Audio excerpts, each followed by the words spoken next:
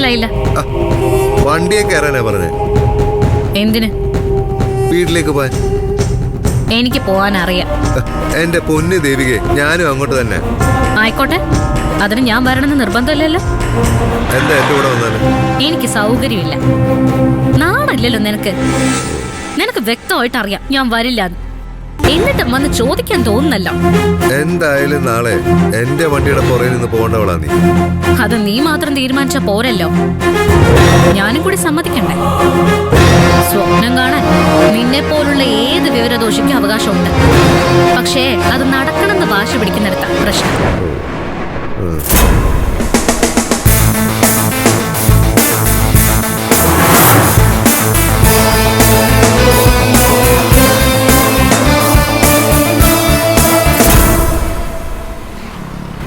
ഓഹോ, ഇതുകൊണ്ടാണല്ലേ വരില്ല എന്ന് പറഞ്ഞത്.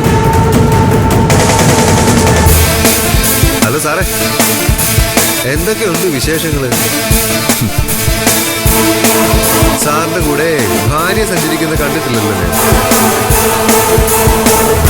പക്ഷേ കാമുകി സഞ്ചരിക്കുന്നത് ഒരുപാട് കണ്ടിട്ടുണ്ട് ഞാൻ. കാമുകിയോട് എത്ര ഇഷ്ടം ഉണ്ടായിരുന്നെങ്കിലേ അങ്ങ് കല്യാണം കഴിച്ച പോരായിരുന്നു.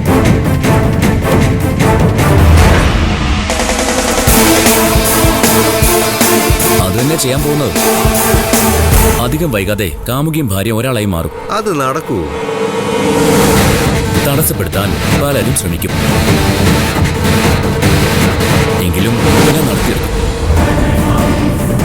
നിനക്ക് സംശയം ഉണ്ടാവുമെന്നറിയാം. അതൊക്കെ വെറുതെയാണ്, കാര്യമൊന്നുമില്ല. ആകെയുള്ളൊരു സങ്കടം ഞങ്ങളുടെ കല്യാണത്തിനെ നീ ഉണ്ടാവില്ലെന്നുള്ളതാണ്. ഞാൻ എവിടെ പോവാനാ? കാശിക്ക് പോവാൻ? ഹേയ് അല്ലല്ല, കാശിക്കൊന്നുമല്ല, പൂജപ്പുരയിലേക്ക്. നിന്റെ താമസം അപ്പൊ സെൻട്രൽ ജയിലിലായിരിക്കുമല്ലോ.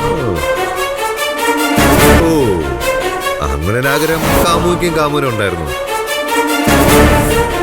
പക്ഷേ നടക്കില്ല. നമുക്ക് നോക്കാം. പിന്നെന്താ, നോക്കാലോ. ശരത്തെ